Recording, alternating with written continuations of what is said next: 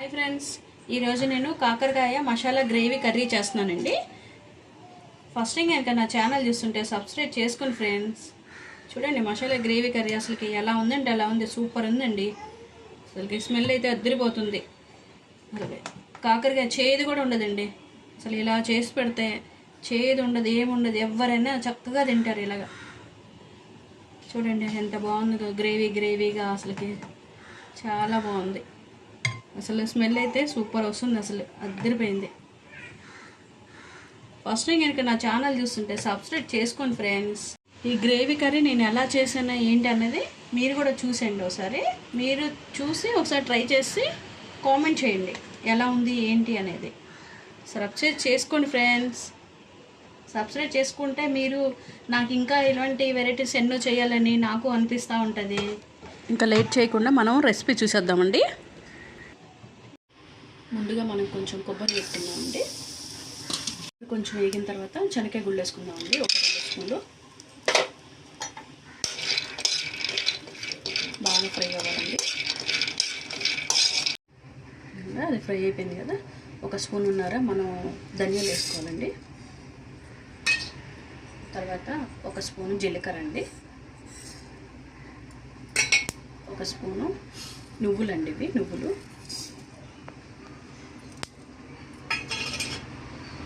తర్వాత ఒక 4-5 ఒక 10 జీడిపప్పు వేసుకోవాలండి, కలుపుకోవాలండి. ఫ్రై చేసుకోవాలి బాగా దోరగా. ఇదిగోండి కొంచెం ఫ్రై అయిపోయింది. నువ్వులు మనం లాస్ట్ వేసుకోవాలండి, ఎందుకంటే తొందరగా ఫ్రై అవుతాయి, తొందరగా వేగిపోతాయి కాబట్టి మనం లాస్ట్ వేసుకోవాలండి. ముందు శనగకాయ గుళ్ళు, కొబ్బరి ముక్కలు ఇలాంటి కొంచెం అవి ముందు వేసుకొని వేసుకోవాలండి. లాస్ట్లో జీలకర్రను ఇవి మాత్రం లాస్ట్ వేసుకుంటే అప్పుడు అవి తొందరగా అయిపోతాయి, ఎందుకంటే మనకి కళాయి అంత వేడిగా ఉంటుంది కాబట్టి తొందరగా అయిపోయిందండి.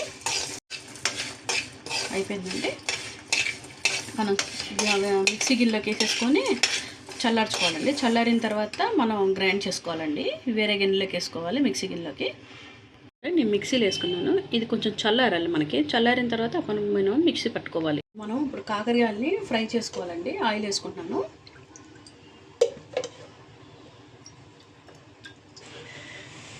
నేను కాకరకాయలని శుభ్రంగా కడుక్కొని శుభ్రంగా పైది మొత్తం గీకేసానండి. నేను చాకు పెట్టి ఇలా పైది మొత్తం తీసేసాను. ఇలాగ మనం ఇలా చేసుకోవాలండి.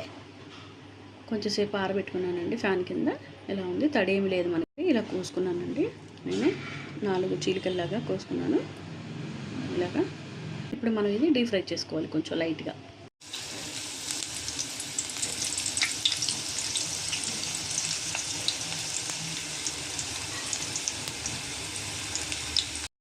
కొంచెం లైట్గా ఫ్రై చేస్తున్నాను నేను. చిన్నవి తెచ్చుకోవాలండి. మనం మార్కెట్కి వెళ్ళి తెచ్చుకున్నప్పుడు చిన్నవి తెచ్చుకుంటే బాగుంటాయి. ఇవ్వండి వేగిపోయినాయి. ఇంక ఇలా చాలండి, తీసేసుకుందాం మనం. ఇప్పుడు మనం తీసేసుకోవటం, ఇది ప్లేట్లో పెట్టుకుందాం.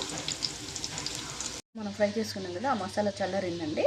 ఇప్పుడు దాంట్లో కొంచెం నేను అల్లం వేసుకుంటున్నానండి, ఎల్లుల్లిపాయలు వేసుకుంటున్నానండి కొంచెం.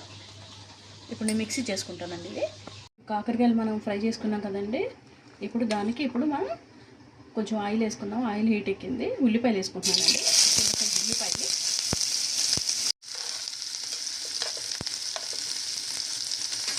ఒక 5 పచ్చిమిరపకాయలు చీల్చి వేసుకుంటున్నానండి. పులుసు కదా మనకి బాగుంటుంది. ఇందాక మనం మసాలా వేపుకున్నాం కదండి, చల్లారింది. ఇప్పుడు అంతా మనం మిక్సీ పట్టేసుకున్నామండి. ఈ మసాలా మనం ఆయిల్లో వేసుకొని వేపుకోవాలండి. పచ్చిమిరపకాయలు మగ్గిన తర్వాత ఇది వేసుకోవాలండి. మనం మిక్సీ చేసుకుంది ఇది బాగా పచ్చివాసన లేకుండా బాగా ఫ్రై అవ్వాలండి. ఇది ఆయిల్గా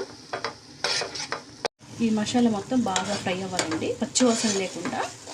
సన్న మంట మీద మనం చేసుకోవాలి ఇది ఒక 5 మినిట్స్. ఈ మసాలా వేసిన తర్వాత అడుగు అంటకుండా మనం కొంచెం కలుపుకోవాలండి. ఎందుకంటే దీంట్లో మనం పల్లీలు, నువ్వులు ఇవన్నీ వేసాం కదా, కొంచెం లైట్గా అడుగు అంటుంది. అడుగు అంటకుండా మనం కలుపుకోవాలండి. ఇప్పుడు ఆ గ్రేవీలోనే మనం కొంచెం పసుపు వేసుకోవాలండి, కారం కూడా వేసుకోవాలండి. 1 స్పూన్నర వేస్తున్నానండి నేను. కలుపుకోవాలండి. మొత్తం మిక్సీ చేసుకోవాలండి, బాగా కలవాలి. కారము ఆ పసుపు అంతా కలవాలి. ఫ్రై అవుతుందండి. మనం కొంచెం దీంట్లోకి మనం మిక్సీ ఇందాక పెట్టాం కదా, దాంట్లో కొంచెం వాటర్ నేను వేసుకున్నానండి. ఈ వాటర్ నేను వేస్తున్నాను. ఇప్పుడు మనం ఒకసారి కలుపుకోవాలండి. కొంచెం ఉప్పు వేసుకుందామండి. వేసాం కదండి, కొంచెం కలుపుకుందాం. నేను కల్లులుప్పు వాడుతున్నానండి, కల్లులుప్పు వేసాను. మనం ముందుగా ఫ్రై చేసుకున్నాం కదండి కాకరకాయలు, ఇప్పుడు దాంట్లోకి వేసుకోవాలండి మనం ఆ మసాలాలోకి.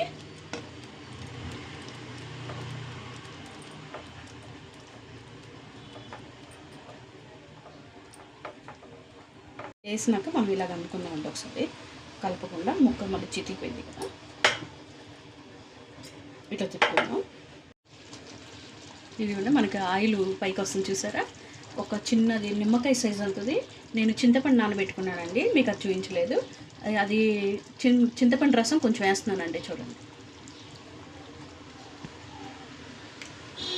ఇప్పుడు ఒకసారి మనం అది పులుసు పోసాం కదండి, ఒకసారి ఇట్లా అనుకుందామండి, కలపకుండా ఇలా కలుపుకోవాలండి. మనం చెంచా పెట్టొద్దండి. పులుసు వేసాం కదండి, కొంచెం బెల్లం కూడా వేసుకుందామండి, టేస్ట్ బాగుంటుంది.